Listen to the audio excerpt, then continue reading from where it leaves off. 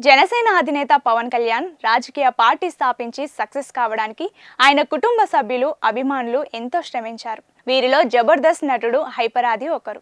జనసేనకు చావో రేవో వంటి 2024 ఎన్నికల్లో హైపర్ ఆది విస్తృతంగా సేవలందించారు. అందరి కృషి ఫలించి టీడీపీ, జనసేన, బీజేపీ కూటమి ఆంధ్రప్రదేశ్లో అధికారంలోకి వచ్చింది. ఈ క్రమంలో హైపర్ ఆది పేరు ఎక్కువగా వినిపిస్తోంది. ఆయనను ఎమ్మెల్సీగా చేసి చట్టసభలోకి పంపాలని పవన్ కళ్యాణ్ భావిస్తున్నారని ప్రచారం జరుగుతోంది. దీనిపై హైపర్ ఆది స్వయంగా క్లారిటీ ఇచ్చారు. నాకు ఎమ్మెల్సీ పదవి లాంటి వాటిపై మక్కువ లేదు, అలాంటి ఆశ కూడా లేదు.